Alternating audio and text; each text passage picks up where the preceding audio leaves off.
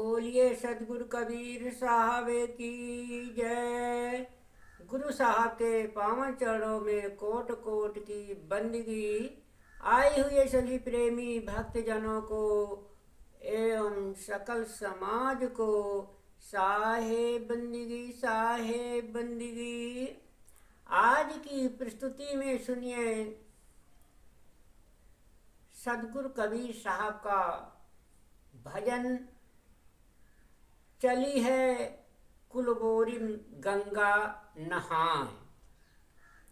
बहुत सुंदर भजन और बहुत बढ़िया जो है इसका भाव अर्थ के द्वारा अर्थ दिया जाएगा, विस्तार से अर्थ दिया जाएगा। हाँ तो देखिए सुनिए, गंगा नहाए चली कुलबोरिन गंगा नहाए का बहुत सुंदर अर्थ भाव दिया जाएगा, सारांश विस्तार से दिया जाएगा। इसका पहले बहुत सुंदर भजन सुनिए, फिर बाद में इसका बहुत सुंदर अर्थ सुनिए। अरे चली है कुलबोरिन गंगा नहाए, चली है कुलबोरिनी गंगा नहाए। सतुआ करायन बहुरी भुजायन,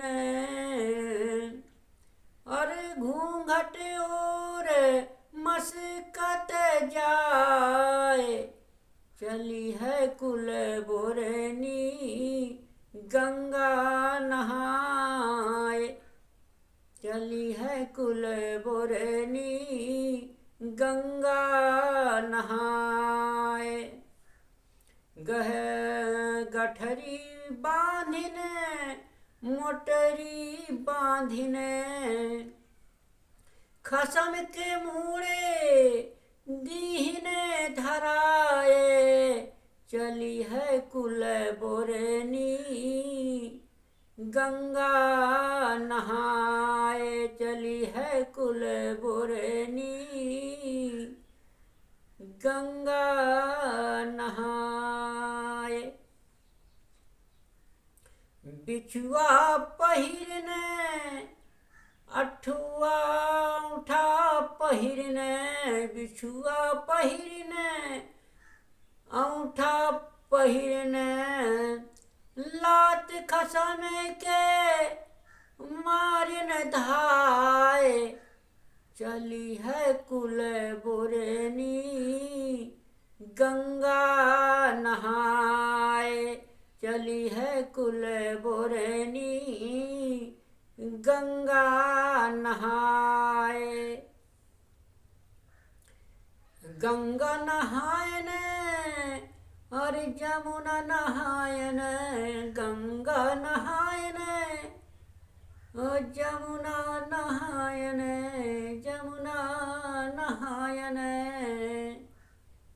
गंगा नहायन जमुना नहायन, अरे नामन मैल है लीन्हने चढ़ाए। चली है कुलबोरिनी गंगा नहाए, चली है कुलबोरिनी गंगा नहाए। 5-25 के धक्का खायन, 5-25 के 5-25 के 5-25 के धक्का खायन, 5-25 के धक्का खायन। घरहू की पूंजी आई गवाए। चली है कुलबोरिनी गंगा नहाए, चली है कुलबोरिनी गंगा नहाए।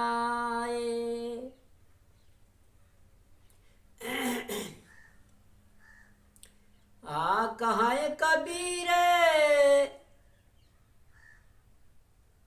और हे तू करू गुरु से कहाँ कबीर, हे तू करू गुरु से, हे तू करू गुरु से, हे ते करू गुरु से। अरे कहाँ कबीर, हे तू करू गुरु से, नहीं तोर मुक्ति जाए न साए, चली है कुल बुरनी गंगा नहाए, चली है कुल बुरनी गंगा नहाए। हाँ, अब बहुत सुंदर अर्थ विस्तार से बहुत व्याख्या के द्वारा सुनिए, जो आनंद आ जाएगा और ज्ञान भी हो जाएगा। क्योंकि सदगुरु कबीर साहब के शब्दों का, वाणियों का अर्थ बहुत कठिन है, इसलिए अर्थ जरूर सुनिएगा। अर्थ ही में तो सारवस्त है, पूरा गम ज्ञान भरा हुआ है। अर्थ से ही जीव का बोधपूर्ण ज्ञान होता है, इसलिए अर्थ जरूर सुनना चाहिए। सुनिए अर्थ, सदगुरु कबीर साहब के शब्दों का अर्थ सुनिए। कुल को डुबाने वाली देवी जी गंगा नहाने के बहाने तीर्थ यात्रा में निकल पड़ी है।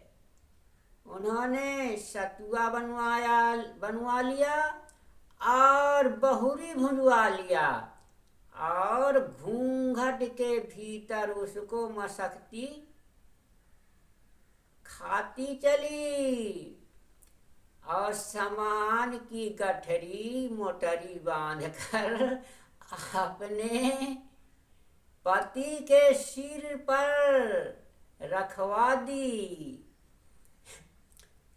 पैर और हाथ के तथा नाना अंगों के आभूषण भी पहन ली और पति देव को लात मारती चली। उन्हें अपना किंकर बनाकर अपनी अंगुली पर नचाती चली। उन्होंने गंगा और यमुना में तो अवश्य स्नान किया, परंतु उसके फल में चंचलता के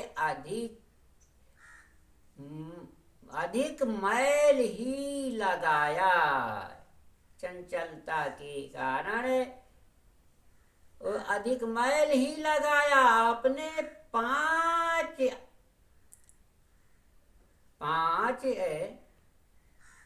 आँख, नाक, कान, जीभ, त्वचा और 5-25 प्रकृति का भीतर से धक्का खाती फिरी और बाहर से भीड़ के धक्के का आनंद लेती फिरी। इस प्रकार तीर्थ में जाकर मन की स्वच्छता, सात्विकता एवं शांति रूपी घर की पूंजी भी खो आई। कबीर साहेब कहते हैं कि हे देवियों, सद्गुरु के उपदेश स्वरूप ज्ञान से प्रेम करो, अन्यथा तुम्हारे कल्याण प्राप्ति का समय यूं ही नष्ट हो जाएगा। इसलिए सद्गुरु कबीर साहब देवियों को बहुत सुंदर शब्दों से जागृत करते हैं, चेताते हैं कि अपने जिंदगी का सुधार सद्गुरु के बाणी वचनों पर ही सुधार है। जब हम सद्गुरु के शब्दों पर चलेंगे तो हमारे जीवन का पूर्ण जीवन में पूर्ण उजेला हो जाएगा, ज्ञान से प्रकाशित हो जाएगा और जीव जागृत हो जाएगा और जीवन में आनंद का सागर भर जाएगा। इसलिए सदगुरु कबीर साहब की बाणियों पे जरूर चलिए। इसलिए हमारे जीवन में सदगुरु कबीर साहब ने बहुत सुंदर शब्दों के द्वारा जीव को जगाते रहते हैं। तो जागते रहिए और सदगुरु के शब्दों पे चलते रहिए। जरूर इस जिंदगी का जो है सत्य की ओर चला जाएगा और सत्य मुक्ति पा जाएगा। बोलिए सदगुरु कबीर साहब की जय।